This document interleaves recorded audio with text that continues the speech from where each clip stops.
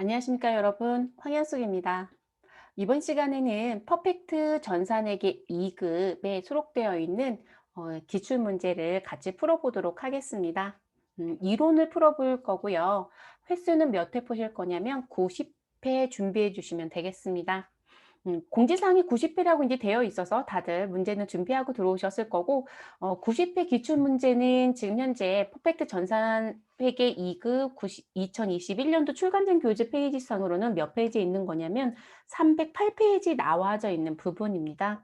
90회 같은 경우는요, 들어가기 전에 미리 공지 하나 말씀드리면, 모두 맞았음 처리된 문제가 한 문제가 있어요. 근데 이 문제는 출제자의 의도가 뭐였는지는 알겠는데 지문사항의 미흡 부분, 이렇게 줬으면 어떻게 이해하느냐, 이게 문제가 있을 수도 있지 않겠느냐라는 이의제기가 돼서 그 이의제기를 받아들여서 정답에 대한 부분 중에 모두 맞았음 처리했던 문제가 좀 있습니다. 네, 그 문제는 일단 의도대로 풀어는 드리고요. 모두 맞았음 공지는 하고 넘어가 보도록 하겠습니다. 자, 90회 같은 경우는 합격률이 55.38%예요. 높죠, 여러분? 네, 상당히 높은 편입니다. 자, 준비들 다 되셨으면 저희 시작해 보도록 하겠습니다. 다음 중 장부를 기록하는 방법에 대한 설명이 틀린 것은? 이라고 묻습니다.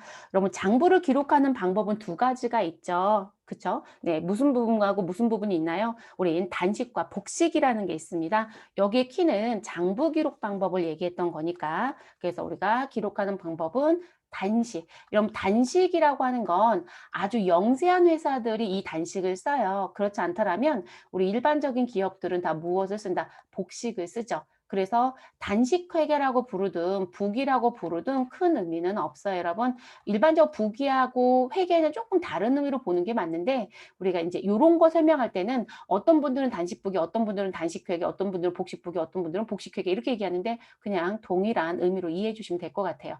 자, 단식은 들어오고 나가는 부분만 기록을 하는 거예요. 그러니까 이익인지 손실인지 이런 거 하나도 따지지 않고요. 돈이 들어오고 나가는 거. 그러니까 말 그대로 내가 직장을 다니고 있는데 가계부를 쓰고 있다. 그럼 직장을 다니고 있으니까 월급을 받았죠. 그럼 월급을 우리가 수익이라고 표현하지는 않더라는 거죠. 가계부에서. 어쨌든 돈이 통장에 들어왔으니까 들어왔다 표시하고요. 그 돈을 열심히 썼을 거예요. 쓴 것만큼 줄어들겠죠. 그리고 이제 그렇게 정리하는, 그래서 일반적으로 입금과 출금에 대한 내용만 무엇하는 기록하는 방식인 거예요. 네, 수익인지 뭐 비용인지 뭐 이런 거 따지지도 않아요. 네, 그런 부분. 그래서 이 부분은 또 그리고 무슨 주의로 대부분 들어오고 나가는 거로 하는 거니까 현금주의로 다 기록을 했겠죠. 이런 형태이고요.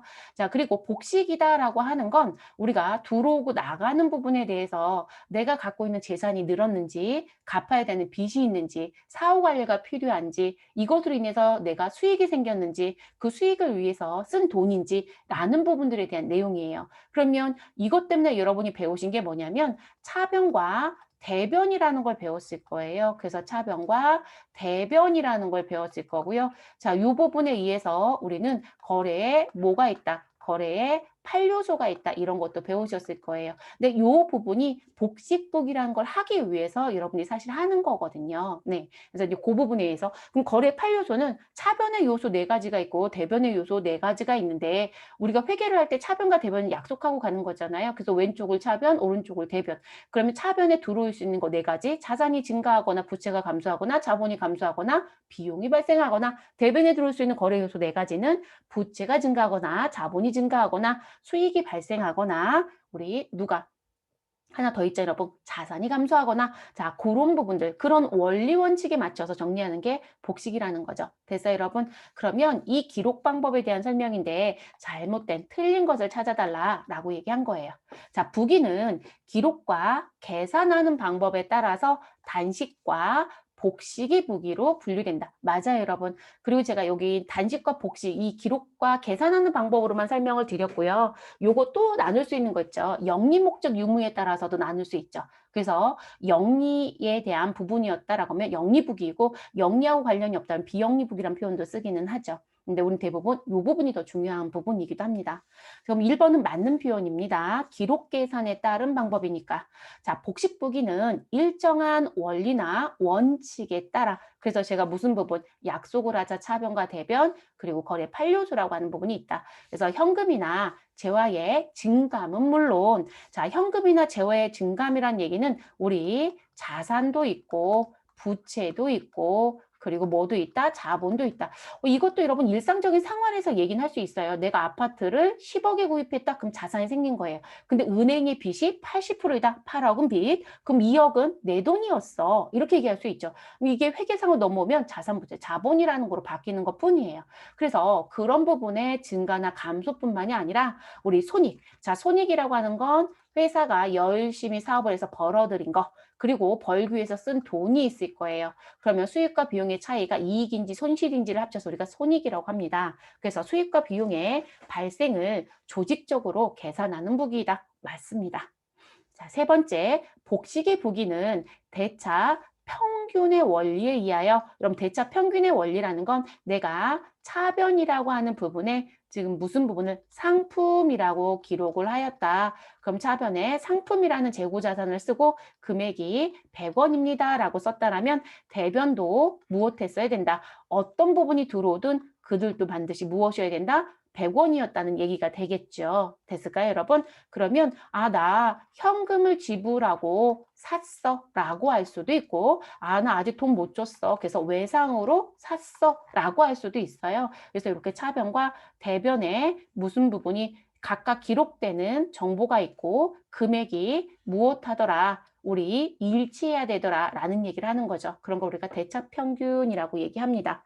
자, 원리에 의해서 오류를 자동적으로 검증하는 자기검증 기능이 있다. 맞습니다. 복식이 그게 특징이에요. 단식은 한 편만 써요. 들어오거나 나가는 것만 쓴다고 했잖아요. 그러니까 자기검증 기능은 없어요, 여러분. 그럼 3번 맞는 얘기죠? 네 번째, 복식부기는 일정한 원칙이 없이, 근데 여러분, 우리 2번을 여러분들이, 이거 맞는 표현이야. 오케이 사인 됐다라면 4번이 답이 될 수 없죠. 일정한 원리, 원칙이 없이 분명히 원칙이 있다고 했단 말이에요. 그러니까 답은 사실 1번과 3번의 원리를 몰랐다 하더라도 2번과 4번이 지금 반대 개념 설명하잖아요. 둘 중에 하나다라는 것도 감지가 됐어야 됐네요. 자, 일정한 원리 원칙 없이 재산의 증가나 감소, 증가 감소를 중심으로 기록하며 손익의 원인을 계산하진 않는 북이다. 여러분 제가 아까 단식 얘기할 때 어떻게 말씀드렸어요? 들어오거나 나가는 것만 쓴다. 그래서 현금주의라는 원리로 쓰는 거고 우리가 얼마를 벌었고 얼마를 썼고 이래서 얼마 이익이 났고 이런 건 따진다 안 따진다? 안 따진다고 했어요. 이해되셨어요? 그러면 4번의 설명은 복식의 부기가 아니라 무엇에 대한 설명이다? 단식 부기에 대한 설명이에요. 됐을까요? 그래서 정답은 올바르지 않은 거 몇 번? 4번. 4번을 정답으로 올바른 설명으로 바꿔놓으려면 복식 대신에 뭐라고 써주셔라? 단식이라고 써주셔라. 됐나요? 네, 이렇게 정리하시면 되겠습니다. 그 다음 두 번째 문제로 넘어가시죠. 다음 중 외상대금의 조기 회수로 인한 매출 할인. 그렇죠, 여러분. 우리가 할인이라고 하는 건 대금을 일찍 갚거나 일찍 회수했을 때 일정 금액만큼 받을 돈에서 무엇하는 거, 할인해 주는 거, 그쵸? 덜 받는 거, 그걸 매출 할인 또는 매입 할인이라고 합니다. 그래서 매출 할인을 당기 총 매출액에서 무엇하지 않고 차감하지 않고 원래 여기서 차감하는 게 맞죠, 여러분? 그래서 우리가 총 매출액에서 누구 할인이 있거나 애누리가 있거나 환입이 있으면 무엇해야 된다? 빼주셔야 한다. 이렇게 배우셨을 겁니다. 그래서 차감하는 게 맞습니다. 그런데 이 부분을 무엇하였다? 영업의 비용으로 처리하였다라고 했을 때 손익계산서상 누구에 대한 부분, 매출 총이익과 당기순이익에 미치는 영향으로 옳은 것은 여기서 물어보는 건 여러분 매출 총이익과 당기순이익의 변화를 물어보네요. 그럼 뭘 기억하셔야 이 문제를 빨리 풀 수 있을까요? 이 부분 여러분 손익계산서 계산구조요. 자, 그래서 손익계산서 계산구조를 머릿속에 그리면 빨리 끝나죠. 또는 어디 갔다 오시면 돼요. 그냥 손익계산서 메뉴 열어도 되죠. 그래도 이거 보이잖아요, 여러분. 그러면 손익계산서 계산구조를 들어가서 봤더니 어떻게 보인다. 매출액에서 누구를 빼자? 매출 원가를 빼자. 그래서 누가 들어온다? 매출 총이익이 들어온다. 거기에서 판매비와 관리비를 빼면 영업이익이 들어오고요. 그 부분에 영업의 수익은 더하고 영업의 비용은 빼서 법인세를 차감하기 전 순이익이 나옵니다. 이게 개인회사이면 법인세를 무엇으로? 소득세로 빼겠죠. 그래서 소득세 차감 전 순이익이 나옵니다. 자, 그래서 우리 개인이면 소득세 비용을 뺄 것이고 법인이면 법인세 비용을 빼서 단기에 이익이 났는지 손실이 났는지 결론이 나죠. 전 전부 다 이익 난 회사로 드렸습니다. 그러면 가정을 하나 세워볼게요. 자, 매출의 금액을 제가 1000이라고 가정을 세워보도록 하겠습니다. 1000. 싹 잠깐 지울게요, 여러분. 네, 지우고 어느 쪽에 이 자리에 일단 비교 대출 좀 잠깐 할게요. 그래서 매출 금액을 제가 1000이라고 얘기를 100이라고 얘기할게요. 100. 자, 그리고 매출 원가가 40이 있었다고 합니다. 자, 그럼 매출 총이익은 60이 되죠. 판매비와 관리비는 20이 있었대요. 자, 영업의 이익은 그러면 60에서 20 빼니까 얼마가 된다? 40이 되겠네요. 자, 영업의 수익은 10이 있었고요. 영업의 비용은 5가 있었다라고 얘기합니다. 그러면 40에 10을 더하고 5를 빼니까 우리는 실제 법인세를 빼기 전 이익은 얼마가 될 것이다? 45가 되겠죠. 자, 그래서 당기순이익은 법인세 비용은 전 그냥 0이라고 둘게요. 낼 세금은 없었고요. 당기순이익은 45로 결론을 냈다. 자, 이 상태에서 자, 이 상태라고 할게요. 그런데 여기 할인이 있었다라고 가정을 세우면 자, 매출 할인은 총 매출액에서 무엇 해야 된다? 빼야 되는 게 맞다라고 했어요. 그럼 제가 정상적으로 처리를 했다. 이런 상황에서 이제 이런 사건이 생겼을 때 정상 처리했다라고 하면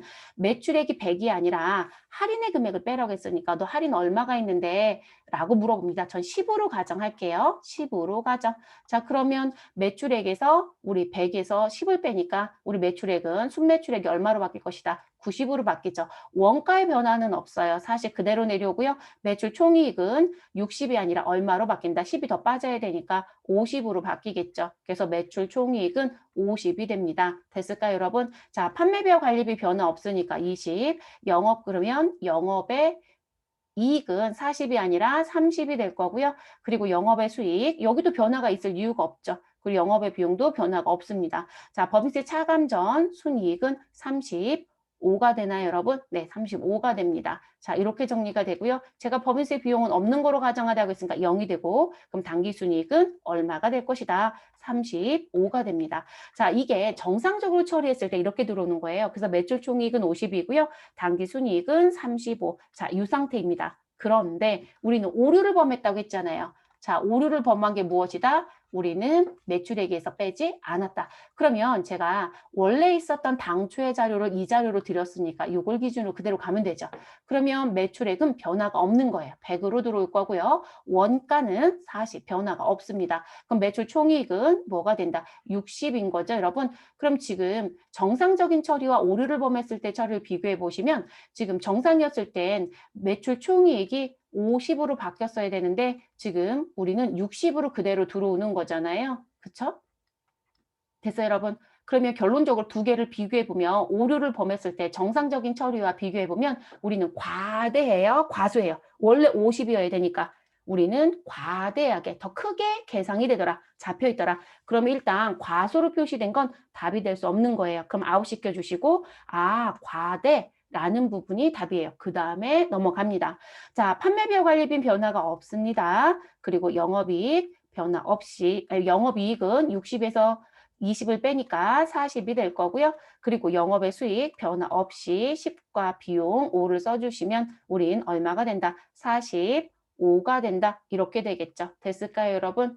그런데 문제는 저 여기다 이거 45 쓰면 안 되죠? 이렇게 표시할게요. 자, 지금 영업의 비용이 5였는데 여기서 영업의 비용으로 10을 처리했다 이 얘기죠. 그러면 5가 아니라 얼마가 된다? 15가 되는 거죠. 그럼 여기서 이제 빠지는 거죠. 그러면 40에 10을 더하고 15를 뺄 거니까 금액은 얼마가 돼요? 35. 그러니까 정상적으로 처리했을 때도 35였죠, 여러분. 근데 우리 오류를 범했을 때도 35죠. 똑같아요. 자, 법인세 비용은 변화가 없을 거고요. 동일하게 올 거니까 당기순이익 35. 그러면 정상적으로 처리했을 때도 35이고 우리 오류를 범했을 때도 35입니다. 우리 변화가 있다 없다? 변화가 없죠. 여러분 두 개를 놓고 봤을 때. 그래서 당기순이익은 무엇이다? 불변이다가 되죠. 그래서 여러분 이게 손익계산서 계산구조에서 여러분이 봐야 되는 건 지금 이게 변화가 올 수 있다. 누가요? 당기순이익이 달라질 수 있다라는 얘기가 거론이 되려면 내가 수익으로 처리해야 될 걸 비용으로 처리해야 되거나 또는 비용으로 처리해야 될 걸 내가 수익으로 처리했다. 그럼 전혀 다른 얘기가 되지 않아요? 근데 이렇게 처리를 했거나 또는 나는 회계 처리를 했었어야 되는데 회계 처리를 안 했다. 또는 하지 말아야 될 걸 했다. 이런 경우들에 대한 것만 당기순이익이 바뀔 수 있고요. 내가 지금 계산의 구조 중에 구간의 위치, 소위 말해서 매출액에서 빼야 되는 걸 나는 영업의 비용으로 처리해서 뺐다라고 하는 부분은 각각의 구간별로 계산 구조가 있잖아요. 이 계산 구조에 영향을 줄 수는 있지만 마지막 최종적으로 결론이 나오는 당기순이익에는 사실상 이런 건 영향을 주지 않아요, 여러분. 네. 그래서 이 원리를 알고 있는지를 물어보고 싶었던 문제예요. 저는 설명을 드려야 되니까 이런 상태에서 이렇게 바뀝니다라는 걸 보여드린 것 뿐이고요. 위치만 정확하게 캐치했다라고 하면 금방 풀 수 있는 문제이죠. 그래서 정답은 몇 번으로? 3번으로. 그래서 매출 총이익은 우리 정상적인 처리를 했을 때보다 더 과대하게 잡혀져 있을 것이고 당기순이익은 변화는 없다. 왜냐하면 지금 총 매출액에서 매출 할인을 뺀다는 얘기는 일종의 비용 처리가 됐다라고 이해할 수 있는 부분이니까 결론적으로는 비용으로 다른 비용으로 처리했던 거랑 동일한 처리 부분이기 때문에 바뀌지 않겠죠. 그래서 답은 3번으로 정리시켜 주시면 되겠습니다. 됐죠, 여러분? 이런 패턴의 문제도 자주 나와요, 여러분. 다만 요거는 패턴이 비슷하지 똑같은 형태로 내거나 하진 않아요. 조금씩 바꿔서 내긴 할 거예요. 지금은 매출 할인을 냈죠. 근데 어떤 경우를 낼까요? 판매비와 관리비로 처리하고 영업의 비용으로 처리했다. 뭐 이런 거로 낼 수도 있겠죠. 그래서 그런 식의 문제들이 나올 수 있기 때문에 우리가 조심은 해야 되는 부분입니다. 자, 세 번째 문제입니다. 다음 중 현금 및 현금성 자산에 포함되는 것은? 이라고 묻습니다. 자, 현금 및 현금성 자산이다 라고 얘기했네요, 여러분. 자, 그러면 저 여기다 현금이라고 써드렸는데 여러분 죄송해요. 자, 현금에 제가 글을 조금 더 바꿀게요. 네, 마음이 너무 바빴나 봐요. 자, 현금이라는 부분이 아니고요. 이 자리는 어떻게 바꿀 거냐면 현금 및 현금 성 자산 이렇게 바꿀게요. 자, 그래서 현금 및 현금성 자산 이렇게 바꾸고요. 지금 요 부분에 하나 더 쓸게요. 누구요? 지금 문제하고는 큰 상관은 없지만 요구불 예금이라는 것까지 하나 더 쓸게요. 자, 그래서 현금 및 현금성 자산은 통화와 우리 통화 대용증권이라고 하는 현금이 있고 입출금이 자유로운 요구불 예금이 있으며 거기에 3개월 이내에 만기가 도래하는 현금성 자산이 있다. 자, 이들의 합을 현금 및 현금성 자산이다 라고 얘기를 합니다. 됐을까요? 자, 그럼 통화 대용증권이다라고 하는 건 통화는 여러분 크게 어렵지 않잖아요. 우리가 가지고 있는 주화나 지폐를 통화라고 하죠. 자, 그래서 주화나 지폐를 통화라고 하고 이거를 대신해서 쓸 수 있는 걸 통화 대용증권이라고 합니다. 그러면 타인이 발행한 수표. 자, 대표적인 게 당좌수표. 타인이 발행한 당좌수표 또는 가계수표가 대표적인 수표에 속합니다. 그리고 은행이 발행한 자기압수표가 있죠. 그래서 은행이 발행한 자기압수표, 그리고 송금한, 우편한, 그리고 지급기일이 도래한 공사채 이자표라든지 배당금 지급 통지표 등이 대표적인 통화 대용증권입니다. 그런데 절대로 이 통화 대용증권에 들어오면 안 되는 부분, 자, 미리 발급된 수표인 선일자 수표라든지 차용증서, 수입인지 우표는 우리 무엇이다? 우리 통화대용조건에 들어오면 안 되는 부분이다. 그리고 현금성 자산이라고 하는 우리 요구불 예금, 여긴 없지만 제가 추가하자고 했으니까요. 자, 요구불 예금은 누가 들어올 것이다. 여러분들이 많이 알고 계시는 당좌 예금 있죠? 네, 당좌 예금과 무슨 예금? 보통 예금. 자, 이 두 개 예금이 요구불 예금입니다. 그래서 이 부분이 지금 왜냐면 여러분 현금만 물어봤으면 그냥 끝나는 부분인데 현금성 자산까지 전체를 물어봤으니까 제가 추가했어요. 그래서 이 부분이 있고요. 현금성 자산은 취득일로부터 무슨 부분이요? 만기가 3개월 이내. 근데 중요한 건 보고기간 종료일이 아니라 취득일로부터 만기가 3개월 이내에 도래하는 금융상품 등이다라고 알아두시면 되겠죠. 자, 요런 걸 우리가 현금성 자산이라고 합니다. 자, 여기에 포함되는 것은 이라고 하네요. 여러분, 매출채권은요, 우리 당좌 자산에는 속하죠. 그런데 무슨 부분 현금이 현금성 자산과는 관계가 없습니다. 자, 우표는 통화 대용증권에 제외시켜야 된다라고 했었죠. 만약에 회사가 우표를 대량으로 사서 보관하고 있다라고 하면 대부분 사용할 때마다 소모품비라든지 이런 거로 정리하겠죠. 그래서 통신비라든지 또는 소모품이라는 거로 처리해놨다가 정리할 거예요. 자, 타인이 발행한 수표 들어올 수 있다겠죠, 여러분? 자, 우리 포함되는 거 답은 몇 번이다? 3번 대표적인 통화 대용증권. 자, 선일자 수표는 미래 수표이기 때문에 우리는 매출채권과 관련된 부분이다라고 하면 무엇으로 어음의 성격으로 대부분 분류해서 정리를 합니다. 됐을까요? 그래서 답은 3번으로 정리시켜 주시면 되겠습니다. 제가 기록해 드린 것보다 추가할 부분이 있어서 글 쓴 게 조금 많았다라고 보시면 될 것 같습니다. 자, 그 다음 문제로 넘어가 보도록 할게요, 여러분. 네 번째 문제입니다. 다음 거래의 회계 처리에 대한 설명으로 옳은 것은 이라고 묻습니다. 자, 여기서 물어본 건 회계 처리. 그럼 결론적으로 분개를 하실 수 있나요? 라고 물어보는 거네요. 자, 내용 봤더니요. 장기 보유 목적이라고 되어 있고요. 그리고 보여지는 글씨가 주식입니다. 그럼 여러분들이 회계를 배우실 때 뭘 배웠을 거냐면 유가증권이라는 걸 배웠을 거예요. 그러면 유가증권은 내가 어떤 형태로 보유하고 있느냐. 그래서 보유 목적에 대한 부분으로 우리 회계 처리가 같다 다르다 다르다. 그래서 보유 목적에 따라서 무슨 부분? 아, 나는 단기 시세 차익이 목적이에요. 그래서 매도와 매수가 빈번합니다. 그럼 여러분은 단기 매매 증권이라는 것으로 분류할 겁니다. 그런데 무슨 부분? 아, 저는요, 만기까지 보유할 목적을 가지고 있어요. 그러면 만기 보유 증권으로 분류하겠죠. 그런데 단기도 아니고 만기도 아니고 또는 우리 이런 것도 있어요. 무슨 부분? 유의적인 영향력을 무엇할 수 있다. 유의적 영향력을 행사할 수 있다라는 부분. 그러면 이들은 지분법 적용, 뭐 투자 주식이라는 것도 있다. 요거까지 배웠는지 모르겠어요. 대부분 회계 2급은 요 부분을 제외시키고 공부하기도 하니까. 자, 그래서 이 부분. 그러면 제가 조금 전에 유의적 영향력 행사 부분 뺐을 때 여기까지 하고 어디에도 속하지 않는 거 얘기하려고 시작했던 문구가 있죠. 그럼 무슨 부분이냐면 단기 시세 차익도 아니고 만기 보유도 아니에요. 유의적인 행사에 대한 부분도 아니에요. 어디에도 속하지 못하는데 여기 써 있는 것처럼 나는 장기간 가지고 있을 것이다. 그런데 언제든지 팔 수 있다라는 게 숨겨져 있는 글씨. 그래서 장기간 보유 목적이다라는 부분. 장기 보유. 자, 이 부분이 나오면 우리는 무엇으로 분류한다? 우리는 매도 가능 증권이라는 것으로 분류한다. 자, 이거 분류할 수 있어야 돼요, 여러분. 그래서 이렇게 분류를 합니다. 그리고 지금 요 세 가지에 대한 부분들 얘기할 때요. 우리 항상 밖에서 사가지고 오면 그 다음에 할 얘기가 뭘까요? 취득 원가는 얼마로 가실 거예요? 라는 얘기를 해야 되겠죠. 그러면 지금 만기 보유 증권부터 매도 가능 증권까지는 취득 원가를 계산할 때 취득 부대 비용이 발생이 되었다라고 하면 이 부분은 어디에? 취득 원가에 무엇한다? 우리 가산한다. 그래서 원가에 가산합니다. 그런데 자, 이 부분이 단기 매매 증권에 발생이 되면 취득 부대 비용은 원가에 가산하는 게 아니라 무엇한다? 영업의 비용으로 처리한다. 이렇게 기억해 주셔야 돼요. 이거 구분하실 수 있어야 됩니다. 그래서 영업의 비용, 개정 과목 얘기하면 뭘까요? 수수료 비용으로 처리한다. 이렇게 얘기하죠. 그래서 나오는 부분.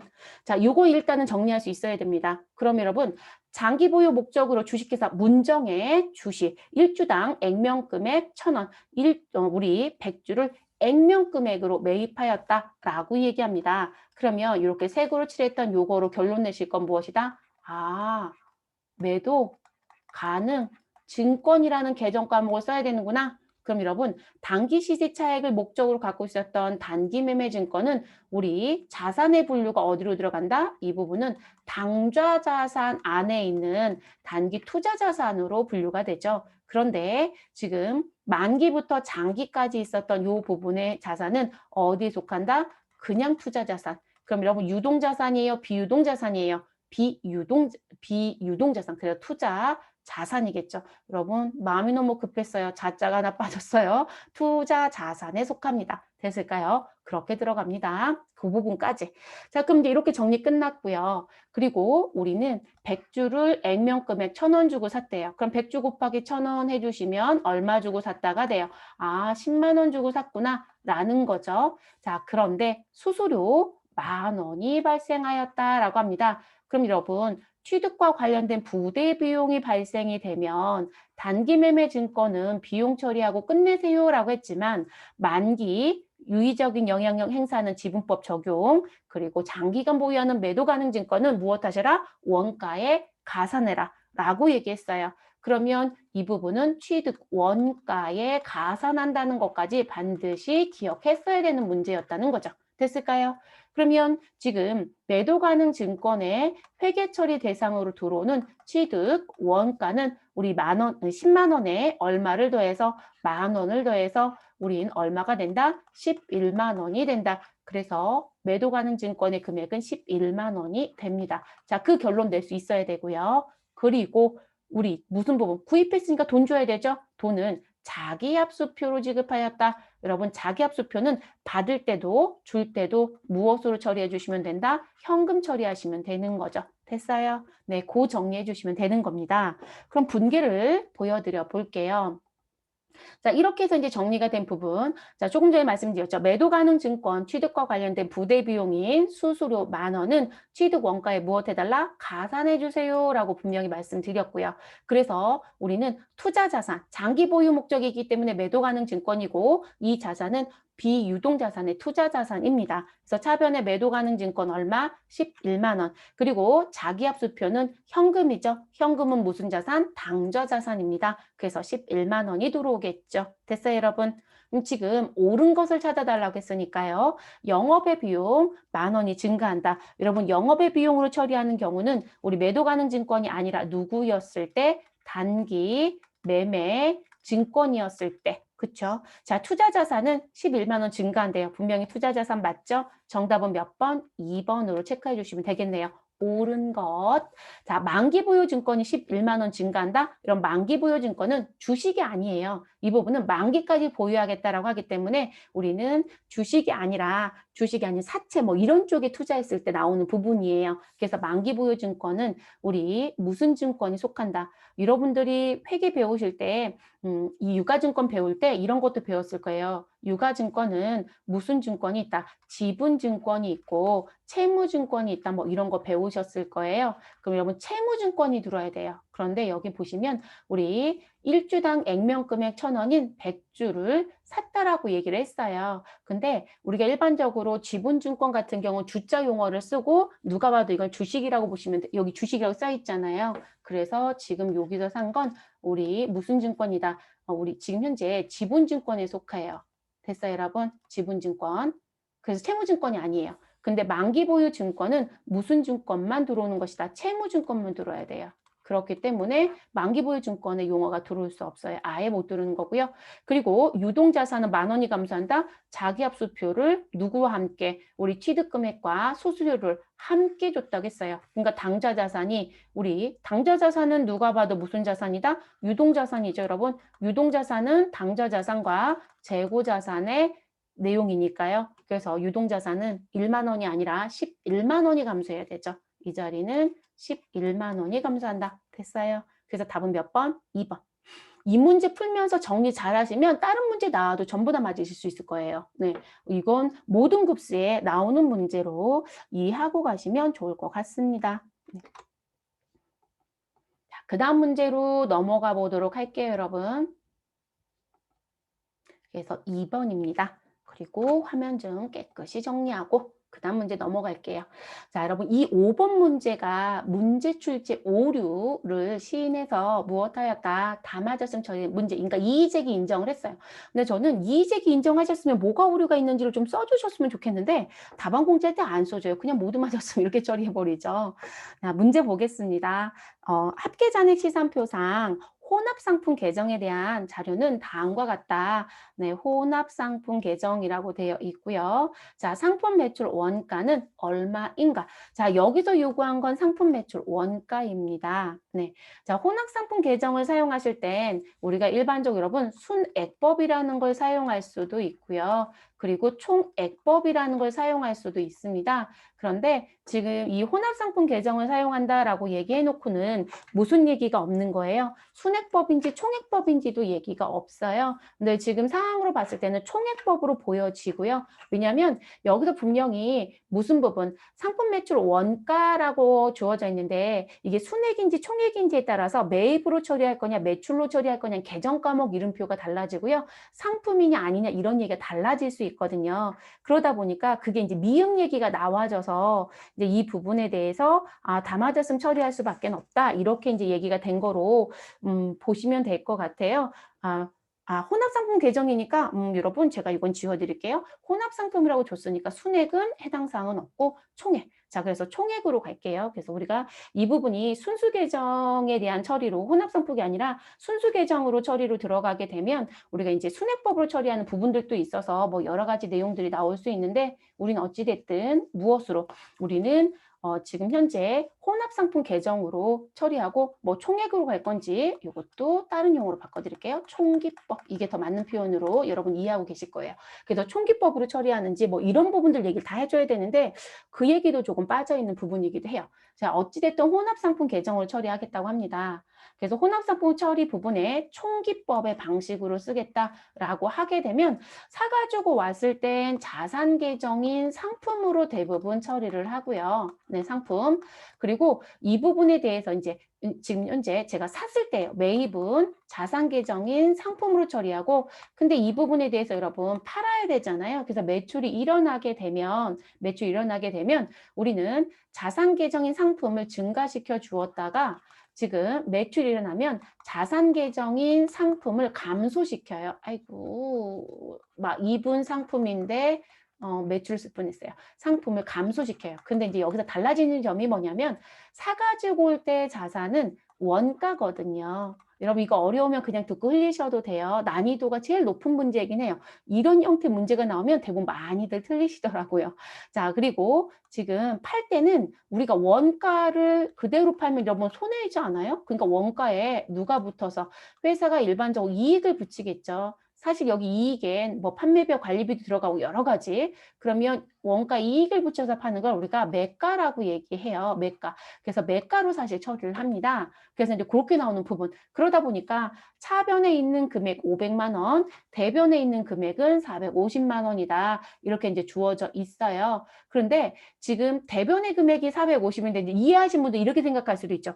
차변이 500이고 대변이 450이면 여기가 매가여야 되는데 왜 금액이 더 작지? 아니 이익률을 얼마를 붙였는지 우리는 알 수는 없어요. 그런 조건까지 주진 않았으니까 됐을까요? 그래서 상품 매출 원가 이 조건에서 상품 매출 원가가 얼마이냐라고 지금 물어본 거죠. 그래서 차변의 금액은 매입의 관점입니다. 그런데 차변은 매입만 있는 게 아니라 우리 다 전년도에서 넘겨받았던 뭐도 있을 것이다. 기초 재고도 있을 거예요. 그래서 기초 재고에 지금 단기에 무엇한 거 매입한 게 들어와져서 합계를 보시고요. 그 대변에 있는 450은 매출의 금액이다. 이렇게 봐주시면 돼요. 기본적으로 이해하실 때. 그리고 이 금액은 원가가 아니라 이익이 포함되어 있는 매가의 의미로 갑니다.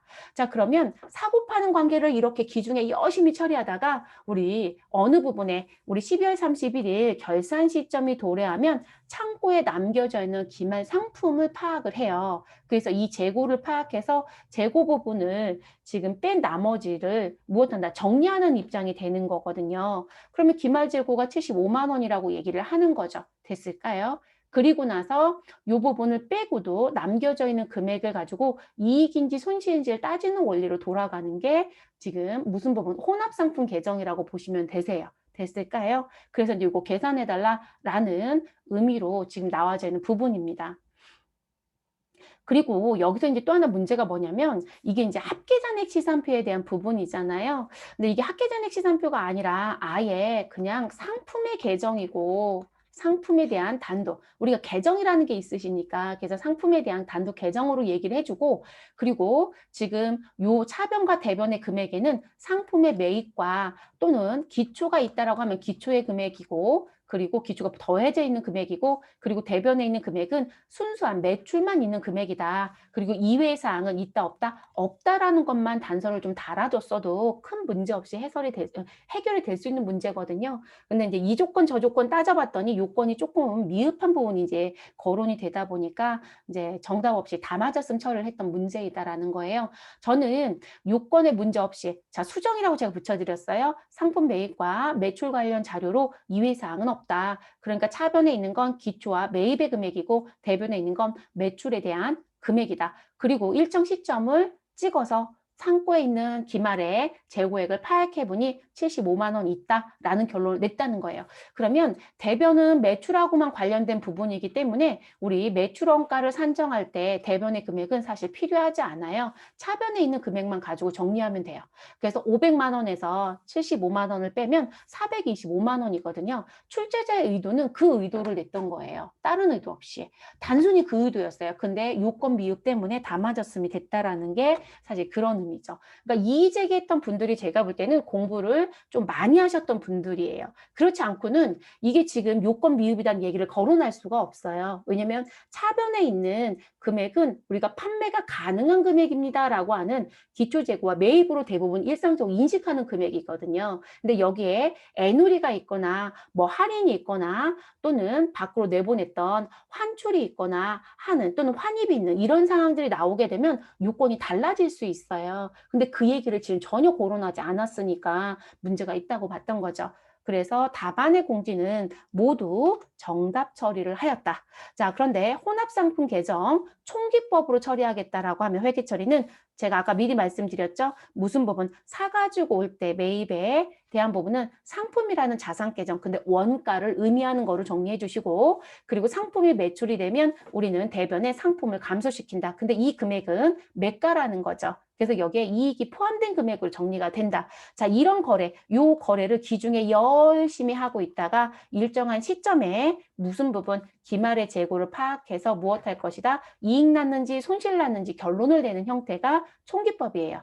자, 그럼 합계잔액 시산표 상품 계정 차변의 금액은 일반적으로 다른 변수가 없다라고 하면 제가 아까 뭐 매입과 관련된 애누리 뭐 이런 부분이에요. 없다라고 한다라면 기초 상품 재고액에 요거는 어디에서 우리 이 부분은 전기 이월된 부분이겠죠. 그래서 전기에서 이월된 금액입니다. 그 금액에 단기 상품 매입액을 의미합니다. 그래서 요거를 다른 말로 두 개 합쳐진 금액을 뭐라고도 얘기한다? 판매 가능 금액이라고도 얘기하거든요. 판매 가능 금액 또는 판매 가능가액. 자, 그래서 요 금액이라고 얘기하는 거죠. 그러면 판매 가능 금액에서 팔지 못하고 창고에 남겨져 있는 기말상품 재고액을 빼면 뭐가 될 것이다? 파는 금액이 된다는 원리라는 거죠. 이해되셨어요? 그래서 500만 원에서 75만 원을 빼면 425만 원이 나오는 원리이다. 되셨어요? 이런 원리 때문에 정리가 됐던 부분이에요. 그래서 나오는 부분들. 그리고 이게 대부분 이제 이것도 이의제기가 된 거예요. 차변과 대변을 비교했는데 아니 매가로 파는데 어떻게 대변의 금액이 더 작을 수 있어? 작을 수는 있어요, 여러분. 제가 분명히 마진을 얼마 붙였는지 알 수 있다 없다? 없다라고 얘기했잖아요. 근데 사실상 여러분 500에서 75만 원을 빼면 425만 원이 원가잖아요. 근데 대변에 450이니까 결론적으로 이 회사는 25만 원만큼 이익이다 손실이다? 이익 났어요. 네, 이익 난 상태로 파는 겁니다. 그래서 이렇게 정리가 또 되는 거죠. 이 부분이 이제 뒤에 나올 땐 다른 거로 아마 유사 문제가 나온 적이 있어요. 근데 이렇게 내지는 않았고요. 판매 가능 금액이 어떻고 막 이렇게 내긴 했습니다. 근데 그런 식의 문제로 바뀌어서 낼 소지는 사실 있다고 봐주셔야 될 것 같아요. 그래서 그렇게 정리해 주시면 되고요. 여섯 번째 문제로 넘어가겠습니다. 자, 재고자산의 취득 원가에 가산되는 항목. 자, 재고자산 취득 원가에 가산되는 건 부대비용. 우리 차감되는 건 매입 애누리, 환출, 할인. 조금 전에 말씀드렸는데 바로 6번 문제에서 나왔네요. 자, 그래서 재고 자산의 취득 원가라고 하는 건 우리 사가지고 올 때 지불했던 매입금액에 취득과 관련된 부대 비용을 더해 주시고 매입 애누리나 환출이나 할인이 있으면 무엇 하셔라? 빼주셔라. 그러니까 이거는 차감이겠죠. 차감되는 항목. 자, 그럼 취득과 관련된 부대 비용은 대표적인 게 운반비라고 하는 거 있죠. 네, 운반비. 그리고 보험료도 있을 거고요. 뭐 통관 수수료도 있고, 뭐 관세도 있고, 심지어는 매입하는 과정 중에 일시적으로 잠깐 창고에 보관하기도 해요. 우리 회사 창고가 아니에요, 여러분. 그런 경우에는 창고료가 들어올 수도 있어요. 그래서 반드시 확인할 게 뭐냐면 매입과 관련되어 있는 이런 글씨 꼭 보셔야 돼요. 자, 그러면 그런 부분도 들어갈 수 있습니다. 그러면 가산되는 항목은 몇 번이 된다? 4번이죠. 더 설명드릴 거 있을까요? 없어요, 여러분. 자, 7번째 문제로 넘어가겠습니다. 자, 2021년도 7월 1일에 구입한 영업용 건물이라고 되어 있습니다. 영업용 건물. 취득원가는 7천만 원이고요. 잔존가액은 2천만 원입니다. 자, 내용연수 10년이고 결산은 1년에 한 번 하겠다라고 얘기합니다. 자, 이에 대해서 우리 여러분 요거는 제가 기출문제 가지고 오면서 교재는 정상적으로 되어 있으실 거고요. 요 부분은 제가 오타를 낸 거네요. 네, 요 부분은 몇 년도로? 21년도로 바꿀게요, 여러분. 제가 졸면서 작업했나 봐요. 아, 여러분 이거 다른 사람이 작업하는 게 아니고 제가 작업하겠죠? 네, 2021년도. 자, 2021년도 7월에 구입했고요. 2021년도 12월 31일에 결산을 하겠대요. 자, 그 결산할 때 감가상각의 방법은 무슨 법으로? 정액법으로. 자, 그리고 감가상각비가 얼마냐라고 묻습니다. 그리고 일반적으로 여러분 감가상각은 무슨 상각한다? 월할 상각하는 거죠. 여러분 1년은 몇 달이죠? 12달. 자, 그러면 결산은 연 1회 한다라고 했고요. 특별한 얘기가 없으면 우리는 회계 시작일자는 1월 1일, 끝나는 날짜는 12월 31일자의 회계 기간을 놓고 보시면 되겠죠. 네, 그래서 우리 1년은 12달이라고 보는 거죠. 그래서 월할 생각한다라고 되어 있습니다. 그리고 여러분 영업용 건물이니까 얘는 무슨 자산이라고 보면 돼요? 아, 유형자산이구나. 이렇게 봐주시면 되겠죠. 그럼 정리하겠습니다.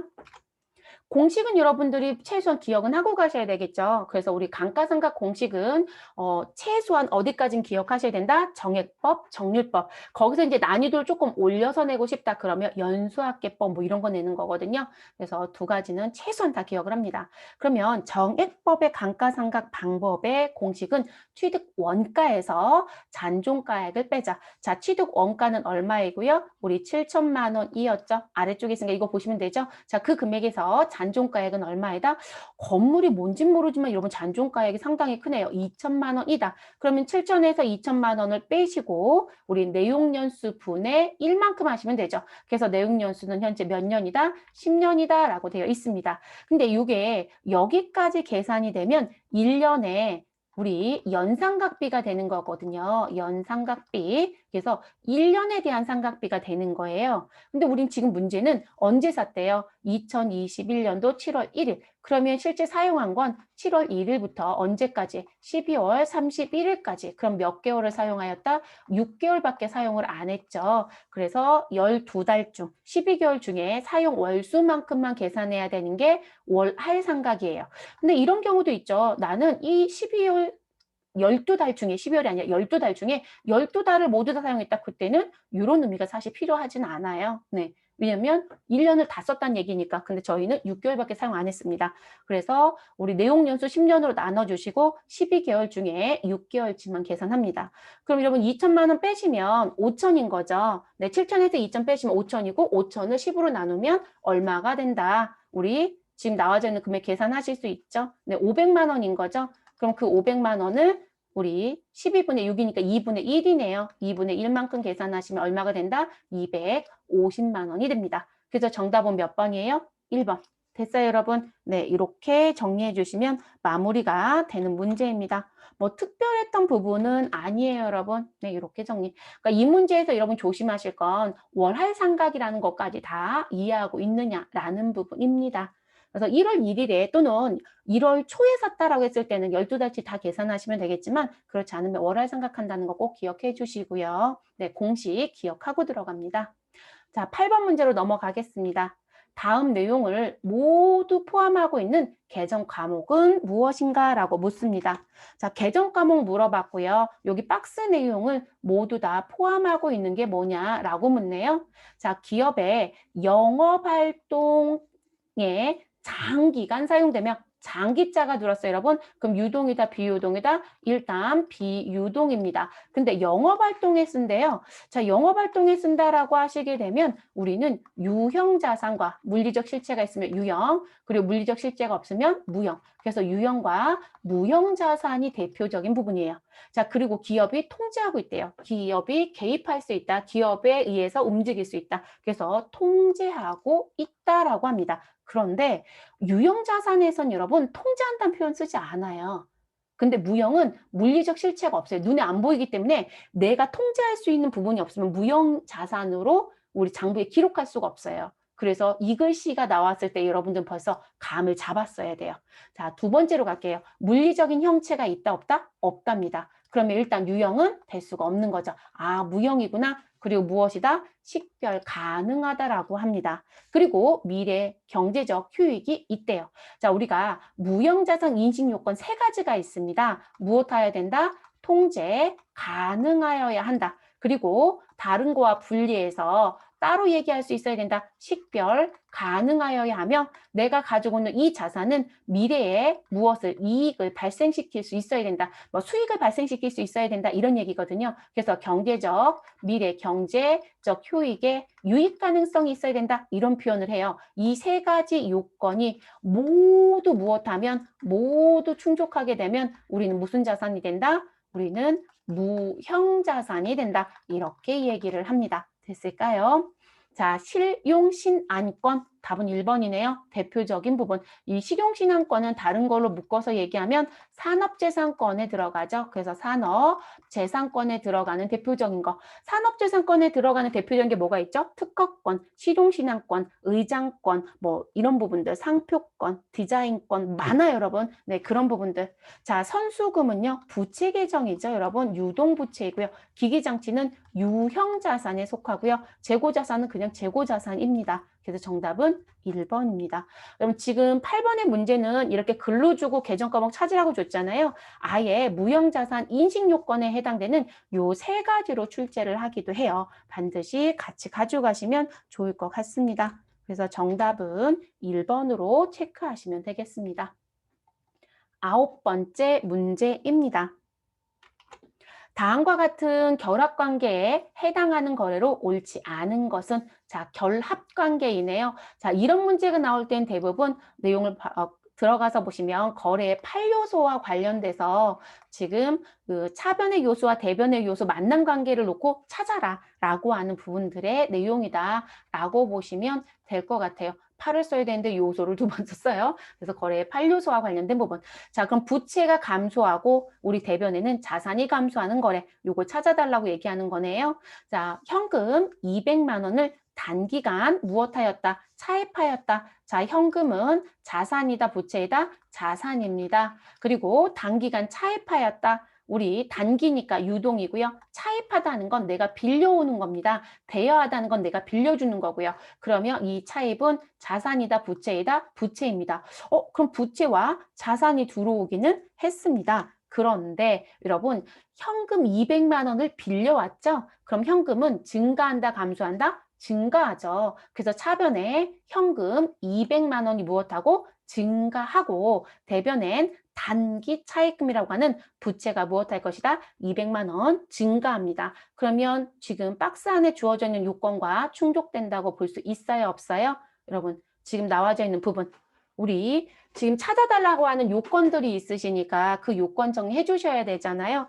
그러면 지금 옳지 않은 거잖아요. 옳지 않은 거. 그럼 여러분 우린 지금 옳은 게 아니라 옳지 않은 거니까 지금 박스 안에 있는 내용하고 맞지는 않죠. 반대로 지금 들어가야 되는데 자산은 자기 변에서 반대편에 등장하면 감소이고 부채도 똑같겠죠. 그런데 지금 이 부분은 자기 변에서 생긴 거죠. 그러니까 답은 옳지 않은 거니까 1번이 되겠네요. 1번. 자, 나머지도 다 볼게요, 여러분. 자, 두 번째. 자, 미지급금 얼마이다? 10만 원을 무엇으로? 현금으로 지급하였다. 라고 얘기합니다. 자, 미지급금을 갚았다고 했어요, 여러분. 그럼 미지급금은 부채이죠. 그러면 부채는 우리 갚았으니까 어느 변에 와야 감소해요. 차변에 와야. 그래서 차변에 미지급금 부채 감소 10만 원을 기록하시고 현금으로 지급했으니까 내 수중에 있던 현금이 밖으로 나갔죠. 그러면 현금이라는 자산 10만 원이 무엇한다? 감소합니다. 그러면 부채의 감소와 자산의 감소 요건 충족했네요. 2번은 올바른 얘기입니다. 자, 세 번째로 넘어갈게요. 외상매입금 50만 원을 현금으로 상환하였다. 지급하다, 상환하다 다 같은 말 아니에요? 자, 그럼 현금으로 지급하다, 현금으로 상환하다라고 했으니까 현금인 자산은 증가한다, 감소한다? 감소한다. 밖으로 돈이 나갔으니까요. 그래서 대변에 자산의 감소 50만 원 써주시면 되고요. 우리 외상매입금은 자산이다, 부채이다? 부채. 부채를 상환했어요. 그럼 감소이다, 증가이다? 감소. 그래서 차변에 외상매입금 부채의 감소 50만 원을 기록해 주시면 되겠습니다. 그러면 이런 박스에 있는 내용과 일치하죠? 네, 네 번째 문제 보겠습니다. 자, 예수금 20만 원. 예수금은 부채 계정입니다. 그래서 예수금을 보통예금 계좌에서 이체하여 지급하다. 자, 예수금을 지급하다. 어디에서? 보통예금에서. 이 얘기죠. 보통예금은 우리 어디에? 당좌자산에 속하는 자산 계정이죠. 그럼 대변에 보통예금 자산의 감소 20만 원을 기록해 주시면 되고요. 그리고 차변에는 예수금 부채의 감소 20만 원을 기록해 주시면 되겠습니다. 자, 이 4번도 박스의 내용과 무엇하다? 일치하죠. 됐어요, 여러분? 분개를 하실 수 있었다라면 이 문제는 그냥 무조건 맞을 수 있는 문제죠, 여러분. 그래서 올바르지 않은 건 1번입니다. 지금 현재 올바르지 않다라는 건 결합 관계가 잘못됐다는 게 아니고요. 박스 내용의 결합 관계가 아닌 걸 찾아달라라고 봐주시면 되는 거죠. 그 다음 문제로 넘어가 보도록 하겠습니다. 10번 문제입니다. 자, 전자부품을 도소매하는 회사의 경우 다음에 개정 과목들 중 가로 안에 들어올 수 없는 항목은 이라고 얘기합니다.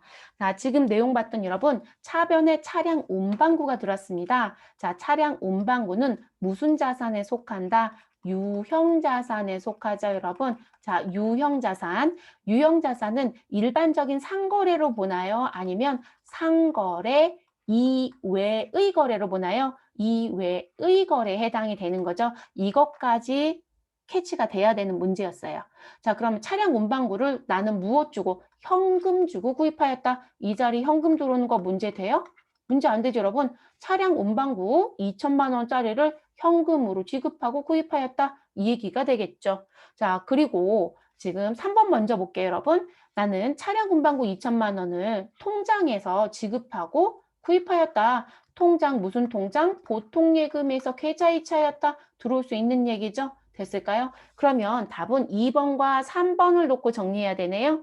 자, 상거래였다라면 외상매입금이 들어올 수 있어요. 그런데 상거래가 아니죠. 이외의 거래예요. 그러니까 외상매입금 들어올 수 있다 없다? 못 들어온다는 거죠. 상거래 이외에 외상거래였다라면 나 아직 돈 못 줬어요. 외상거래였다라고 하면 우리는 외상매입금이 아니라 뭐로 가야 된다? 미지급금이죠. 그래서 이쪽엔 미지급금이 들어와야 됩니다. 그럼 하나 물어볼게요, 여러분. 들으시면서 입으로 답변하시면 되죠. 여러분, 어음을 발행했다라고 하면 어떻게 하실래요?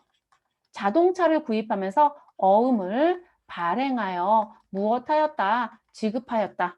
그래도 뭐가 된다? 미지급금이에요, 여러분. 이게 상거래였다라면 뭐로 가지마?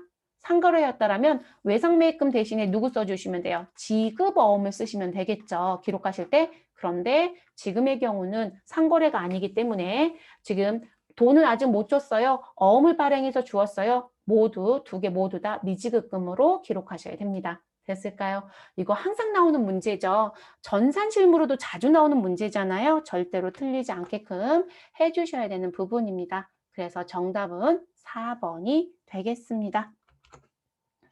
11번째 문제로 넘어가겠습니다. 다음과 같은 자료에서 당기의 추가 출자액은 얼마인가?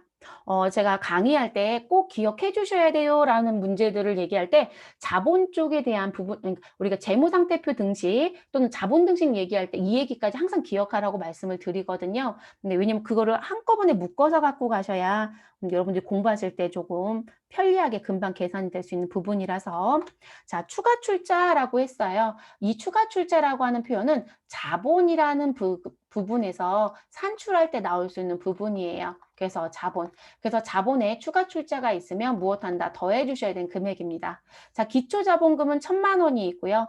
기업주에 우리 무슨 자본을 무엇한 게 있다? 인출한 게 있다. 자, 기업주 또는 사업주 또는 대표이사 또는 사장님 뭐 이렇게 얘기할 수 있을 거예요. 그럼 이 부분은 우리 회계 처리할 때 뭐라고 얘기한다? 인출금이라고 회계 처리를 하게 되죠. 자, 요거 회계 처리 문제 우리 전산회계 2급입니다. 전산실무 낼 수 있죠? 그러면 차변에 뭐라고 써주셔야 돼요, 여러분? 인출금이라고 써주셔야 되는 거죠. 그리고 상대편 어느 변에 대변에 뭐라고 써주시면 된다. 내가 현금을 주었는지 보통 예금을 주었는지 그건 알 수 없지만 뭔가 감수가 이루어지겠죠. 그럼 여러분 인출금은 자본 계정 과목이에요. 임시 계정이지만 그러면 우리는 이 부분은 자본이 차변에 들었으니까 감소한다, 증가한다, 감소하죠. 그러면 이 400만 원인 인출금은 우리 더해야 돼요, 빼야 돼요? 이 금액은 빼는 금액으로 여러분들이 이해하고 있어야 되겠죠. 자, 기말자본금은 얼마에다? 1,000만 원. 자, 그리고 단기에 벌어들인 이익은 200만 원이래요. 자, 그러면 우리 단기 순이익은 더한다, 뺀다, 더하죠. 누구예요? 기초자본금에. 그래서 기초자본금에 우리 추가 출자가 있으면 무엇 해야 된다? 더하고 우리 단기에 벌어들인 수익이 있으면 더해줍니다. 다만 인출액이 있으면 무엇 해야 된다? 뺀다. 그래서 누가 결론이 난다? 기말자본금은 1,000만 원입니다. 라는 결론이 나는 거예요. 됐을까요? 지금 그걸 물어본 문제입니다.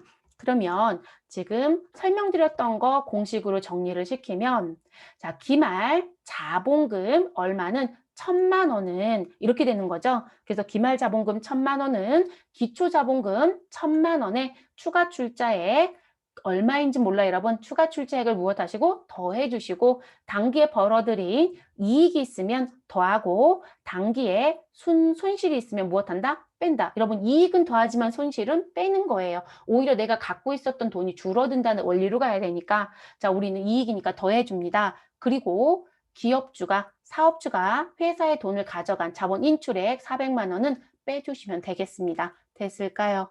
그럼 여러분 추가 출자액을 지금 원하는 거잖아요. 그럼 추가 출자액은 이라고 놓고 나면 우리는 1,000만 원에서 1,000만 원이란 이 금액에 지금 1,000만 원 더하기 200 그러면 1,200. 자, 거기서 400을 빼면 우리 800이네요. 그럼 1,000만 원에서 800 빼시면 되죠? 그럼 추가 출자는 얼마가 된다? 200만 원이 되는 거죠. 이거 공식 잊어버리시면 안 돼요. 회계 2급은 이 문제 끊임없이 나와요. 그리고 요거로만 끝내는 게 아니라 기초 자본부터 시작을 해서 어디까지 기말 자본까지 넘어오는 문제로도 출제할 수 있기 때문에 우리 재무제표 등식과 이 부분을 항상 같이 정리해서 가져가시면 어떤 방식으로 문제가 출제되든 다 정리가 될 겁니다. 네. 그러면 답은 몇 번인가요, 여러분? 1번. 되셨을까요? 그 다음 문제에 넘어가겠습니다. 자, 12번째 문제입니다. 다음 자료를 토대로 2021년 말 손익계산서에 보고할 대손상각비는 얼마입니까? 라고 묻습니다. 여러분 대손상각비 금액을 물어본 거죠. 뭐 다른 부분을 물어본 게 아니라 그리고 대손상각비는 당연히 손익계산서에 보고되는 판매비와 일반관리비에 해당되는 계정입니다. 근데 이런 걸 물어봤다는 건 여러분 우리 1월 1일부터 12월 31일까지 전반적인 사항의 내용을 물어보는 문제예요. 누구와 관련된? 대손과 관련된. 2021년도 1월 1일. 자, 이거 다른 말로 돌려서 얘기하면 무슨 부분을 얘기할 수도 있다. 2020년 12월 31일 현재가 아니라 뭐 기말이라고 얘기할 수도 있겠죠. 뭐 현재란 표현이 틀렸다고 하진 않겠지만 그 부분에서 무엇한 것이다? 이월된 거거든요. 네. 그래서 기말에 이월된 금액이 현재 대손충당금 잔액은 얼마가 있다? 15만 원이 있다. 라고 얘기합니다. 자, 그리고 2021년도 7월 10일. 자, 거래처가 무엇하여? 파산하여. 자, 파산이라는 건 여러분 회사 문 닫았다는 얘기예요. 법원에서 이 회사는 지금 현재 더 이상 사업을 영위할 수 없네요. 라고 해서 파산 선고를 내려줍니다. 자, 그래서 파산으로 인해서 매출 채권 얼마? 20만 원이 무엇되었다? 회수, 불능되었다. 그럼 여러분 회수, 불능을 다른 말로 뭐라고 하죠? 아, 우리 못 받는 돈 생겼어요. 라고 하는 부분. 못 받는 돈을 대손금이라고 하죠. 그럼 대손금이 나는 무엇하였다? 발생하였다. 그러면 여러분이 머릿속에 딱 떠올라야 되는 용어가 뭘까요? 아, 대손금이 발생하면 우린 회계 처리를 어떻게 한다? 자, 관련된 대손 충당금이 얼마가 있는지 확인하셔서 대손 충당금과 무엇 하시고 우선상계 해야 되겠죠. 자, 우선상계 하시고. 자, 그래서 우선상계로 끝나면 좋아요. 그런데 우선상계 후 충당금이 무엇하다라면 부족하다라면, 그쵸? 대손 충당금이 부족하더라. 또는 채권 잔액이 남겨져 있더라. 그래서 부족하게 되면 무엇 하셔라? 대손 상각비로 처리해야 되겠죠? 네, 그래서 대손 상각비로 무엇한다? 처리한다. 이렇게 얘기를 하죠. 그거 캐치해야 되는 거죠. 근데 벌써 감 오죠, 여러분? 나 대손 충당금 얼마 갖고 있었어요? 15만 원. 근데 못 받는 돈은 얼마가 발생됐어요? 20만 원. 자, 충당금이 더 많아요? 대손금이 더 많아요? 대손금이 더 많네요? 그럼 대손 충당금과 우선 상계할 수 있는 금액은 15만 원밖에 안 되죠. 그러면 우리 얼마 부족하죠? 5만 원 부족하네요. 자, 부족한 5만 원은 무슨 처리한다? 대손 상각비 처리한다. 이걸 결론을 냈었어야 된다는 거예요. 됐을까요? 자, 그리고 나서 기말은 언제다? 12월 31일. 자, 매출채권 잔액 750만 원에 대해서는 나는 몇 퍼센트? 1%의 대손을 무엇한다? 설정한다. 그러면 우리 대손 충당금 설정액 여러분 기억하시죠? 대손 충당금 설정액은 내가 가지고 있었던 채권 잔액이 있을 겁니다. 그 잔액에 우리 대손율을 무엇하시고 곱해 주시면 되겠죠? 대손율을 곱해 주시고 여기서 누구를 뺀다? 대손 충당금 잔액을 빼주셔야 되겠죠. 그래서 이 설정액을 무엇한다? 회계 처리할 거잖아요. 이렇게 가는 부분. 이건 숙지했어야 되는 문제이죠. 자, 그러니까 여러분 전체 패턴이에요. 자, 12번 문제는요. 회계 2급에서는 난이도가 조금 높아요. 별 5개를 놓고 본다면 별 5개 문제 맞아요. 그러니까 이게 90회 같은 경우는 문제 오류가 있었다라고 해서 이제 그것 때문에 나왔던 것도 사실상 난이도가 아주 높다는 아니지만 그것도 사실 난이도가 낮은 문제는 아니거든요. 판매 가능 금액이 이해를 했어야 풀 수 있는 문제니까. 그래서 그 문제, 12번 문제는 난이도가 있는 문제입니다. 그리고 12번 문제는 회계 2급부터 세무 1급까지 모두 출제되는 문제입니다. 그래서 한번 공부하실 때 정확하게 하셔서 제대로 해주시는 게 좋겠죠. 자, 그 부분에 대한 내용. 그러면 이걸로 깨끗한 차트로 좀 보시는 게 좋겠죠, 여러분? 네, 그 부분을 정리를 해볼게요. 자, 지금 설명드렸던 거 이제 정리하자는 얘기예요. 자, 7월 10일부터 정리 끝냈어요. 자, 7월 10일에 회계 처리는 제가 아까 분명히 무엇 하셔라? 아, 저 못 받는 돈 생겼어요. 대손이 무엇 되었다? 발생하였다. 이렇게 얘기합니다. 그러면 대손 충당금과 무엇 하셔라? 우선 상계하셔라.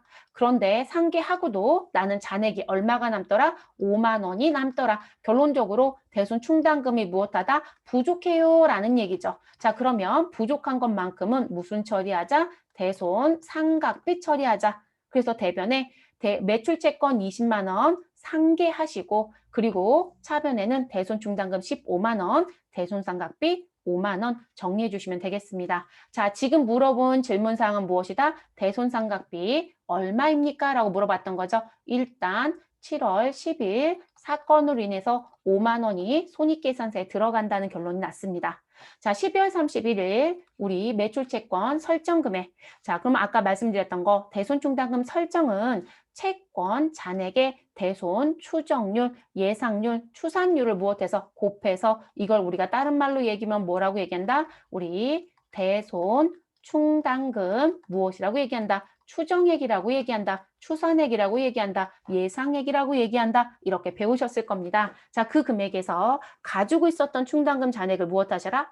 빼라. 그런데 여러분, 우리 7월 10일 사건까지 딱 놓고 봤을 때 내가 가지고 있었던 15만 원 모두 다 무엇했어요? 사용하지 않았나요? 상계 처리해버렸잖아요. 그러면 장부에 대손충당금 잔액은 있다 없다? 0이에요. 현재 0원으로 바뀌어버린 거죠. 그러면 750만 원 곱하기 1% 하시면 얼마이다? 7만 5천 원이겠죠. 자, 7만 5천 원에서 0을 빼면 7만 5천 원 그대로 무엇한다? 회계 처리해야 되겠죠. 요게 회계 처리 금액이 될 거니까요. 됐어요, 여러분? 그럼 차변에 대손 상각비 7만 5천 원, 대변에 대손 충당금 7만 5천 원이 나오죠. 그럼 아까 7월 10일 사건으로 인해서 5만 원에 지금 결산 때 7만 5천 원 회계 처리한 금액이 더해져서 정리가 돼야 되겠죠. 그러면 얼마든가요, 여러분? 5만 원 더하기 7만 5천 원 하면 12만 5천 원이죠. 그래서 12만 5천 원이 답이 됩니다. 그래서 전체를 조금 파악해야 되는 문제입니다. 그래서 손익계산서 대손상각비는 12만 5천 원. 됐어요, 여러분? 네, 그럼 정답 체크하실 수 있으시죠? 네, 정답은 그럼 몇 번인가요? 네, 4번이네요. 됐어요. 12번 패턴은 한 번에 정리 잘 하셔서 전산실무, 이론, 모든 급수 다 나오는 문제니까 틀리지 않게끔 해놓으신 게 좋겠습니다. 13번째 문제로 넘어가겠습니다. 다음 중 기말 결산 수정 사항에 아닌 것을 찾아달래요. 자, 여러분, 기말 결산 수정 정리 사항이란 얘기는 이거 다른 말로 간단하게 얘기하면 결산 분계가 아닌 거 찾아주세요 이 얘기예요. 자, 그러면 결산이니까 12월 31일 날 재무제표를 작성하기 위해서 우리가 결산이라는 걸 하잖아요. 그 결산 때 하는 게 아닌 걸 찾아달라는 얘기예요. 그럼 여러분들은 우리 프로그램 구동할 때 이거는 수동 결산이고요. 이거는 자동 결산입니다. 이런 식으로 나눠서도 배웠을 거예요. 근데 그 부분을 배웠던 거를 찾아라 이런 얘기라고 보시면 돼요. 자, 미지급 비용의 인식. 그렇죠. 1월 1일부터 12월 31일까지 내가 무엇한 게 있다. 사용한 게 있다. 그런데 지금 그 부분에 대한 대가는 지급을 하였다 안 하였다 아직 못했다 이 얘기인 거죠. 그걸 미지급 비용이라고 하죠. 대표적인 게 차변의 이자 비용, 대변의 미지급 비용이 가장 대표적인 부분입니다. 자, 그리고 두 번째, 기타 채권에 대한 대손해 추정. 저는 지금 무슨 보험 받을 권리가 있는데 받을 권리가 채권이에요. 그런데 아직 돈을 못 받았다. 근데 미래에 돈을 못 받을 위험성에 대해서 무엇하고 싶다. 예상하고 싶다. 추정하고 싶다. 다만 우리가 매출 채권에 대해서 할 수도 있고 매출 채권이 아닌 기타 채권에 대해서 할 수도 있겠죠. 그럼 이때는 기타의 대손상각비가 차변에 나오죠, 여러분. 자, 요 부분 맞아요, 안 맞아요? 맞죠, 여러분? 그래서 2번도 결산 수정 정리사항이 맞습니다. 세 번째, 유가증권에 대한 처분. 여기서 중요한 키워드는 요거예요. 처분에 따른 손익의 인식. 자, 유가증권은 결산 때 무엇한다? 처분이 아니고요, 여러분. 평가라는 거랍니다. 평가. 그래서 평가에 따른 손익을 인식할 수 있다라는 표현을 사용할 수는 있습니다. 그런데 처분은 내가 가지고 있었던 유가증권을 무엇하였다? 시장에 무엇하였다? 팔았다예요. 팔았다. 이렇게 생각하시면 돼요. 이거 우리가 뭐라고 얘기해요, 여러분? 처분. 또 다른 말로 뭐라고 해요? 매각하였다. 이렇게 표현하지 않아요? 그럼 여러분 이게 결산 때 하는 얘기인가요? 제가 가지고 있었던 유가증권을 4월 5일날 팔 수도 있고 5월 2일날 팔 수도 있고 10월 20일날 팔 수도 있는 거잖아요. 근데 이 부분은 12월 31일에 무조건 한다는 얘기가 될 수 있다 없다? 없어요. 팔은 날짜 할 거니까. 그래서 답은 몇 번이 된다? 아닌 것 3번입니다. 자, 건물에 대한 감가상각 해야죠. 우리 결산 12월 31일자에 내가 가지고 있었던 누구? 유형자산과 내가 가지고 있었던 무형자산에 대해서 우리 무엇한다? 감가상각을 한다라고 하죠. 네, 맞는 표현입니다. 그래서 답은 3번으로 정리해 주시면 되는 문제였습니다. 어려웠던 문제는 아니에요, 여러분. 네. 자, 14번째 문제입니다. 다음 중 손익계산서에 표시되는 항목으로 옳은 것은? 여러분, 우리 자산부채 자본 수익비용이라는 거 배우신 적 있으시죠? 그러면 재무상태표에 표시되는 게 있을 거고요. 재무상태표. 그럼 재무상태표에 표시되는 계정은 누가 있다? 자산, 부채, 자본이 있겠죠. 됐어요, 여러분? 자, 그리고 우리 손익계산서에 기재되는 손익계산서에 기재되는 계정은 누가 있다? 우리 수익과 비용이 있다. 또는 비용과 수익이 있다. 이렇게 얘기하시면 되죠? 그럼 여러분 유동자산은 자산이에요. 그럼 어디에? 재무상태표. 여러분 저 재무상태표 영문 약칭 쓸게요. 네, 재무상태표에 가고요. 자본금도 재무상태표 자본이니까 매출 원가는 손익계산서 우리가 일반적으로 IS 또는 PL이라고 쓰죠. 네. 자, 그리고 비유동부채 부채입니다. 이것도 재무상태표에 갑니다. 그래서 정답은 몇 번이 된다? 3번이 됩니다. 그리고 대부분 매출원가가 계정 과목이라고 생각을 안 하시더라고요. 매출원가 계정 과목 맞아요, 여러분. 계정 과목이에요. 네, 매출액이 계정 과목이죠. 매출 원가도 계정 과목이에요. 다만 매출액에서 내가 상품 팔았다, 상품 매출한 계정 과목을 쓰고 내가 그 상품 매출이 있는 회사는 상품 매출 원가라는 계정 과목이 있어요. 다만 여러분들이 이제 프로그램에 너무 매진을 하다 보니까 상품 매출 원가 분기를 해본 적이 있나? 이거 컴퓨터에서 알아서 해줬는데 네, 알아서 해줬던 거죠. 여러분이 뭔가 컴퓨터를 구동을 하면. 근데 그거 안 하시면 여러분 다 손으로 회계 처리 하셔야 되는 거예요. 네, 계정 과목 맞습니다. 그래서 손익계산서에 들어가는 계정 과목이고요. 매출 원가는 수익에서 빼는 거니까 무슨 계정 과목에 속할까요? 비용에 속하는 계정 과목입니다. 그래서 옳은 것은 몇 번이다? 3번이 되겠습니다. 그래서 정답은 3번 체크해 주시면 됩니다. 자, 마지막 문제 넘어가 보도록 하겠습니다. 다음 등식 중 잘못된 것은 이란 부분. 자, 기초부태는 기초자본을 더해서 기초자산이 나온다. 자, 일단 여러분 재무상태표 등식이라는 게 있어요? 없어요? 있죠. 그러면 재무상태표 등식에 가서 보면 차변에 있는 누구는 자산은 대변에 있는 누구 부채와 누구의 합이다? 자본의 합이다. 이렇게 얘기하죠. 다만 이 등식이 무슨 부분? 아이 기초에 대한 부분이든 기말에 대한 부분이든 등식이 바뀐다 안 바뀐다? 안 바뀌어요. 자, 그리고 자본 등식이라는 게 있죠. 자본 등식이란 건 자본은 이라는 걸 얘기하는 거거든요. 그럼 자본은 앞에다가 자본을 놓으면 여러분 누구에서 누굴 빼시면 돼요?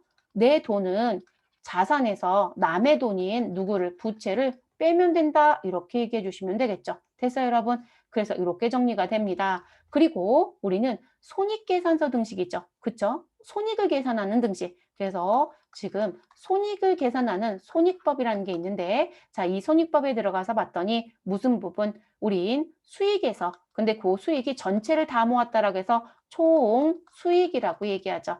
그래서 총 수익에서 누구를 빼면 총 비용을 빼면 우리는 이익이다, 손실이다, 손실이다. 이익이다. 뭐 이렇게 나오죠. 우리는 지금 현재 수익에서 비용을 저는 수익이 더 크다고 가정할게요. 그러면 이익이 나오겠죠. 근데 여러분 반대로 총 수익에서 총 비용을 뺐어요. 그런데 지금 무슨 부분? 지금 수익이 비용보다 더 작다라고 되면 이 경우엔 뭐가 될 것이다? 손실이 나올 수도 있어요, 여러분. 그래서 이익이었을 때 이익 등식을 그대로 유지한다라고 하게 되면 또는 이걸 등식을 뒤집으면 되니까요. 총 비용에서 우리 누구 총 수익을 자 이렇게 바꾸면 되겠죠. 그러면 여기에 부동호가 들어오면 안 되겠지만 자 이렇게 뺀다라고 하게 되면 우리는 손실이 나온 거죠. 다 양수였을 때 됐을까요? 자 여기다 이제 하나 더 추가합니다. 무슨 부분? 우리 기말 자본이라는 게 있죠. 자 기말 자본은 우리 재무상태표에서 계산해서 갖고 있던 자본 그런데 기초겠죠. 기말이란 얘기는 언제 여러분 1월 1일부터 언제까지 결론을 낸 거? 12월 31일까지 모든 정리가 끝나서 우리 언제 시점? 12월 31일 기말 자본은 이런 의미가 됩니다. 그럼 1월 1일자로 가지고 있었던 기초라는 건 1월 1일자를 말하니까요. 1월 1일자로 가지고 있었던 기초 자본에 무엇할 것이다. 기초 자본에 누구를 더해 주시면 된다. 우리 당기 순이익을 더해 주시면 된다. 그래서 당기에 벌어들인 이익이 있으면 더해 주시면 되고요. 근데 회사가 무엇할 수도 있다? 손실이 날 수도 있다. 그럼 기초 자본에 당기 순이익은 아니 손실은 무엇하시면 된다? 빼면 된다. 이렇게도 정리가 되죠. 그럼 이제 봅시다. 자, 기초 자산은 기초 부채에 기초 자본을 더해서 자 여러분 등식을 이렇게 줬지만 자산은 부채 더하기 자본입니다라는 거 같아 해달라요? 같죠? 네 잘못된 거 찾으라겠어요? 맞습니다. 자 기말 자산에서 기초 자본을 빼면 순손익이 나온다. 그렇죠 여러분 제가 여기서 순이익과 순손실을 써드렸잖아요. 순이익과 순손실을 더하면 뭐라고 얘기할 수 있어요 여러분? 손익이라고 얘기할 수 있죠. 순자 있고요. 손자 있고요. 익자 있는 거니까. 됐어요, 여러분? 그러면 지금 무슨 부분? 저는 기초 자본에 당기 순손익을 더하거나 빼서 기말이 나온다고 했으니까 이거 뒤집어서 보시면 기말 자본에서 누구를 기초 자본을 빼면 당기 순손익이 나온다라는 원리 맞죠? 네, 2번도 맞아요, 여러분? 우리 기말 자산에서 자산이에요? 자본이어야 되는데 어이구 여러분 큰일 날 뻔했어요. 맞다가 아니라 글씨를 여기를 장난쳤네요. 기말 자산이 아니라 이 자리 뭐로 바꿔주셔야 돼요? 기말 자본이죠. 자본. 그래서 기말자본에서 기초자본을 빼면 순손익이 나온다. 이렇게 되면 올바른 거예요. 그런데 우리는 자산으로 되어 있으니까 틀렸어요. 답은 몇 번이다? 2번이네요. 잘못된 것. 자, 세 번째. 총 비용에 순손익을 더해서 총수익이 나온다. 여러분, 총수익과 총비용의 차이만큼이 이익이거나 손실이었으니까 맞는 얘기죠, 여러분. 다만 총 비용에 누구를 우리는 더했다라고 하면 이익을 더해서 수익이 나왔다고 봐야 되겠죠. 만약에 총 비용이라고 했을 때 이거를 이익을 더할 수도 있지만 우리는 손실을 무엇할 수도 있어요. 뺄 수도 있기는 해요. 네, 그래서 총 비용에 무조건 더하는 게 아니라 빼는 경우도 있을 수는 있겠죠. 그래서 그런 관계에서 총수익, 총비용이 나오는 원리가 있다. 자, 그리고 자산 더하기 비용은 부채 더하기 자본 더하기 수익이다. 자, 여기다 제가 하나 안 써드린 게 있네요. 자, 이런 원리로 들어오는 부분의 파악은 어디서 할 수 있다? 우리 재무상태표와 우리 손익계산서에 대한 부분이죠. 여러분, 이게 지금 재무상태표의 어느 변, 차변, 손익계산서의 어느 변, 차변. 그래서 차변의 자산과 비용의 합은 대변에 있는 부채, 자본, 수익의 합과 무엇하다? 같다의 원리니까요. 됐어요, 여러분? 네, 이렇게 나온 부분. 다만 이 얘기 나왔으니까 우리 시험 문제 하나 더 나오는 거 있어요. 합계잔액 시산표 등식이 있어요. 자, 그거까지 같이 쓸게요. 합계, 잔액, 시산표. 그러니까 여러분들이 공부가 조금 미흡하다고 느끼시면 이런 거는 오답노트처럼 정리해 놓으시면 되죠. 자, 합계잔액 시산표는요. 조심할 건 위에 있는 등식이 그대로 내려오긴 해요. 근데 합계잔액 시산표는 전체를 모아서 보여주는 부분이기 때문에 조심할 내용이 있어요. 그럼 이거를 합계잔액 시산표는 기말자로 바꿔서 문제를 낼 거예요. 자, 기말 자산에 벌어들인 우리 벌기 위해서 쓴 돈이 있죠, 여러분. 그걸 비용이라고 하면 되겠죠. 총 비용을 무엇하고 더해주고 차변은 이렇게 해서 결론이 납니다. 그럼 대변에 있는 부채는 우리 뭐가 될 것이다? 기말 부채가 될 것이다. 라고 얘기합니다. 자, 그리고 여기다 누군가를 더해야 되겠죠. 자, 잠깐 전 띄워놓을게요. 그리고 누구? 총수익을 더한다고 얘기합니다. 됐어요, 여러분? 저 지금 분명 글씨에다 기말자 붙였어요. 그럼 여기 들어가는 글씨를 조심하실 것. 여러분, 총수익에서 총비용을 빼서 양수이면 이익이고 음수이면 손실이라고 했어요. 그러니까 합계잔액 시산표에 보여지는 건 우리 손익의 관점을 따로 얘기하지 않아요. 당기순이익, 당기순손익 따로 얘기 안 해요. 그렇기 때문에 우리 합계잔액 시산표 등식에 들어오는 자본은, 요 자본은 우리 누가 들어야 된다? 기초가 들어와요. 그래서 기초, 자본이 들어옵니다. 그러니까 이제 시험 문제 낼 때 이 자리를 기말로 시작했으니까 전부 다 기말로 기억을 하시더라고. 아니에요. 합계잔액 시산표 등식에서 반드시 기억하실 건 차변은 기말자산 더하기 총비용이고 대변은 기말부채 더하기 기초자본이고 총수익이다 라는 것까지 같이 정리합니다. 됐을까요? 이렇게까지 정리해 주실 거. 지금 15번 문제는 여러분들 회계 처음 배울 때 앞부분에 있는 문제예요. 네, 앞부분에 뭐 자산부채 자본이 어떻고 수익 비용이 어떻고 종류는 이렇게 되어 있으며 재무상태표는 누구 들어오고 우리 뭐 손익계산서에 누가 들어오며 이렇게 해서 회계가 어떻게 흘러갑니다라고 해서 순환과정까지 나오는 파트가 있어요. 어떤 수험서를 보든 다 비슷해요, 여러분. 그 부분은. 그래서 그 내용의 전체의 계산 공식처럼 움직이고 있는 원리를 이해하고 있느냐라는 부분의 문제를 이렇게 등식으로 낸 거예요. 네, 등식으로 낸 문제. 자, 그럼 정답은 몇 번으로 정리하시면 돼요, 여러분? 정답은 2번으로 정리시켜 주시면 되겠습니다. 그래서 마무리해 주실 거. 자, 우리 90회 문제도 모두 정리가 됐습니다. 자, 90회 합격률 별로 낮지 않아요, 여러분. 이론은 다른 것과 비교했을 때 조금 더 어려웠던 문제가 또 있기는 했어요. 그런데도 불구하고 합격률이 높았던 이유는 대부분 이론이 어렵다고 해서 실무도, 전산 실무도 다 어렵진 않아요. 대부분 이론이 어려우면 실무가 조금 쉽고요. 실무가 어려우면 이론이 조금 쉬워요. 대부분 이렇게 약간 그런 식으로 맞춰서 상충의 관계를 주더라고요. 네, 그렇게 들어오고 있고요. 그래서 실기는 조금 어렵진 않았습니다. 네. 자, 고생하셨고 저는 또 다른 강좌로 찾아뵙도록 하겠습니다. 오랜 시간 수고하셨습니다.